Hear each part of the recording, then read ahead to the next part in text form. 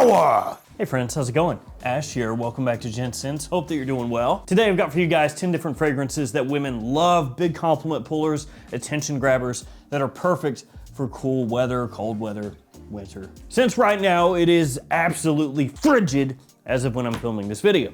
I think the older I get, the less of a winter person I am. Oh no. I'm turning into a snowbird. But yeah, 10 different fragrances that smell amazing when it's cold outside. These ones have great performance, great projection, longevity. They're sweet, they're sexy. Like I said, attention grabbers. All these linked in the description. Feel free to check them out down there. And here are a mess load of codes that you can use for a bunch of different websites if you want to save some money when you're shopping at them. Also, my new fragrances are out.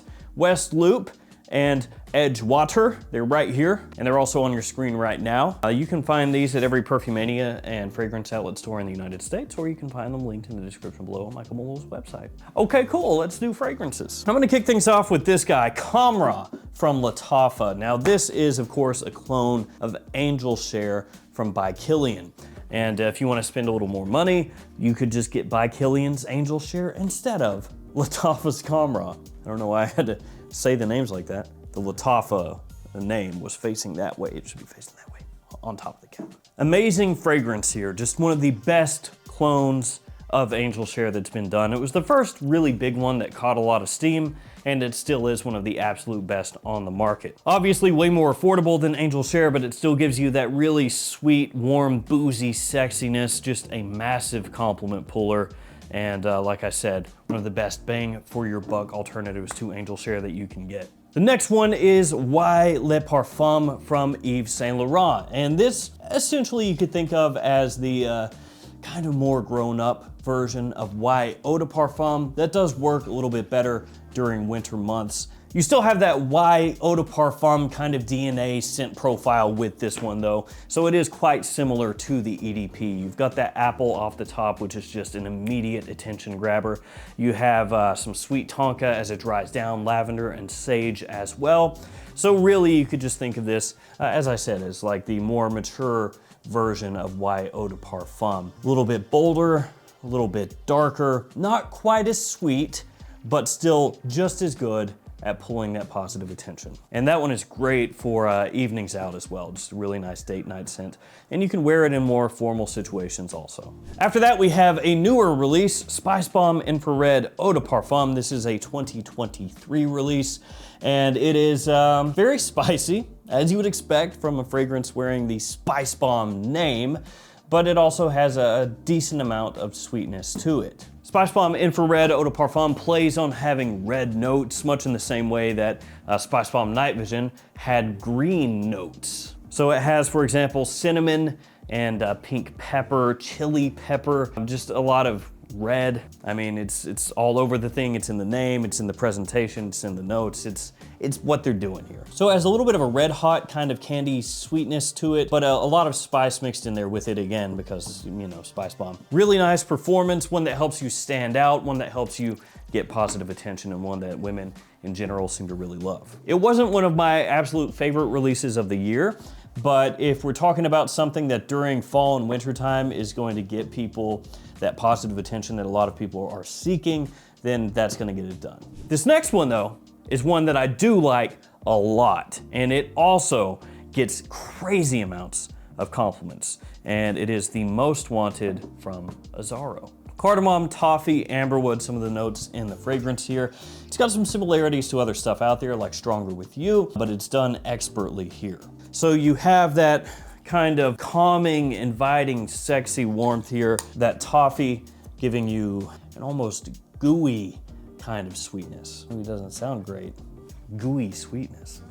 Another one with fantastic performance, cuts through the cold, lasts forever. The Most Wanted basically has taken over this line. You know, the Most Wanted and the Most Wanted Parfum for most people at this point end up being what the Wanted line is. Like the original Wanted and Wanted by Night, which by the way, amazing fragrance, Wanted Tonic, the new Wanted Eau de Parfum, those all kind of fall by the wayside, and really it's become basically this one and the Most Wanted Parfum. And while I still really, really love Wanted by Night. It makes sense why these are so popular, and it's because they just work. After that one, we got Arabiyat Prestige Nayel Oud. This is a clone fragrance, and it is a clone of Yves Saint Laurent's Tuxedo.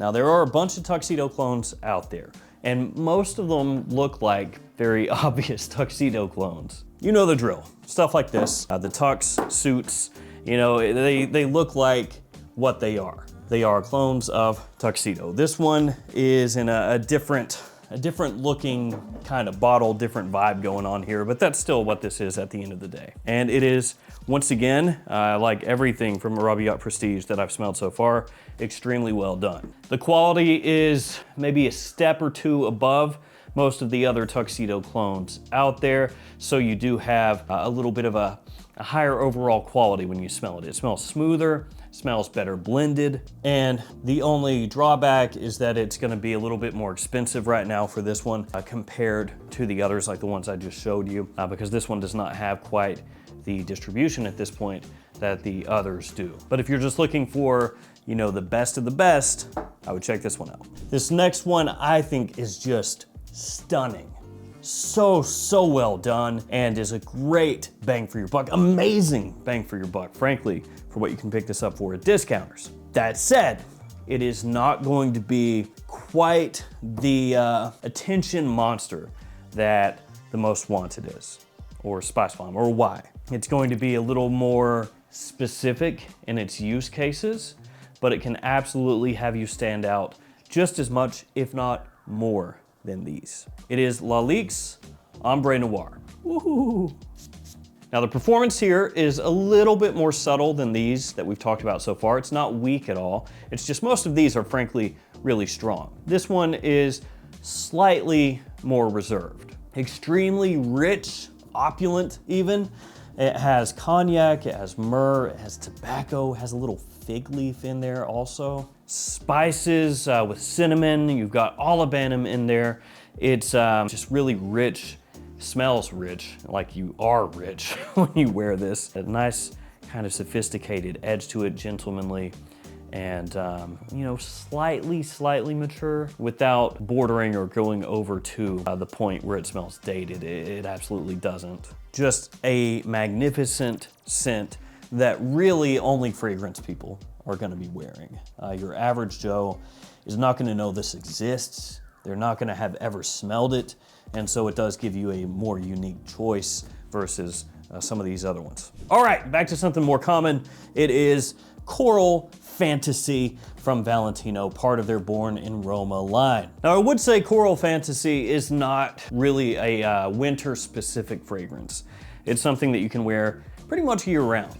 You could pull this off even during summer just about as easily as you could during the winter. But I want to include it here because it is also fantastic for this time of year, and it's another one that just gets the job done. You don't have to think about it, you don't have to worry about it, you just spray this stuff on and go, and you're gonna be confident everybody's gonna love it. Really nice apple note off the top, red apple in there, crisp, sweet, fresh, a little bit juicy as well. Then as it dries down, you've got tobacco that comes out in the base and kind of becomes what everything else plays off of as it dries. So it's one of those scents that gives you like the best of both worlds. You get something that in the opening is nice and fresh, but it's not so fresh that it wouldn't work when it's cold outside. Then as it dries down, you get a little more heft, you know, you get a little more body to it, a little more depth to it, but it's not so heavy and overbearing and sweet that you couldn't pull it off when it's warm outside. So that kind of mixture does give it that year-round usability and sensibility. Like I said,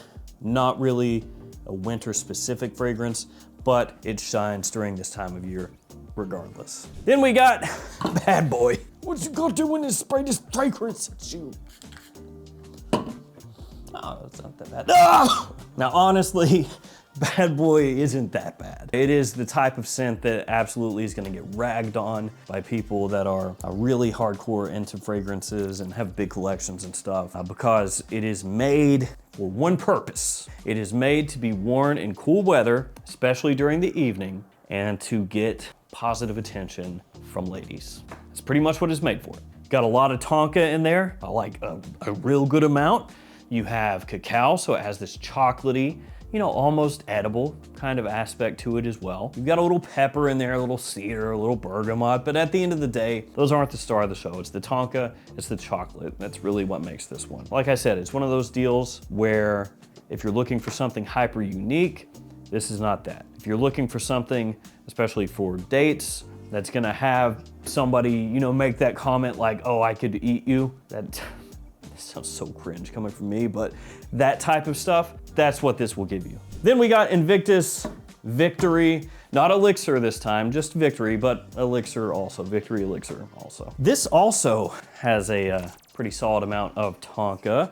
It also has vanilla, which is everywhere nowadays, isn't it? Men's fragrances and vanilla, that is the thing. Almost forget how good that smells.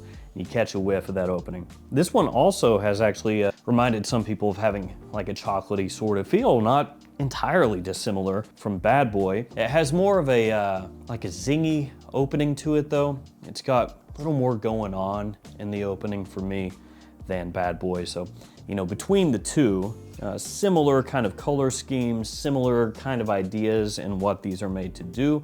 I will say, I think this one is superior. So if you were thinking, oh, should I get that? Should I get that? If that ever crosses your mind, in my opinion, this one is what you should get. But for some people, I think Bad Boy might actually work better. It's a little bit more simplistic, the way it comes across. It doesn't have as much going on. It doesn't change quite as much as it dries. So maybe for some people, Bad Boy is the better option. So I included both. Last but not least, L'Homme Ideal Extreme from Guerlain. It's a lovely scent, lovely scent. For a long time, it was hard to find. I've said this before, but it was crazy difficult in the United States to find that for quite a while. But now it's not that bad. You can find it at retail. You can find it at discounters, thankfully. So at least for now, all is good. This is another one where you get this great kind of mixing of notes where you get a little freshness there off the top leading into some warmer, heavier notes as it dries down. Tobacco making an appearance once again. Almond off the top, a little plum in there as well. So fruity sweet initially off the top, and a little freshness in there also. Then as it dries down, you get some warm spices that come out, the leather, the tobacco, and it just really becomes this full-bodied kind of scent where you get a nice evolution as it dries. That freshness helps lead you into the dry down where things do get a little heavier, and it maintains wearability the whole way through. I know Guerlain is a really big house as far as fragrances go, tons of history, but once again, your average person is probably not gonna really know about this one. Kind of like the Lalique we talked about before. So even though this definitely has those designer sensibilities that the L'Homme Ideal line carries, this is going to be less common than something like the Invictus or Bad Boy or the Most Wanted or Spicebomb or the Valentino. So if you're looking for something that has that ease of use that these fragrances have, but is not as common, check that out. There we go, guys. Those fragrances right there, certified compliment getters, perfect for fall and winter. Most of these very strong, great projection, longevity, and good versatility during the cooler months also. Thank you guys for hanging with me. Stay safe out there, and I'll see you tomorrow with another fragrance video. See you guys later.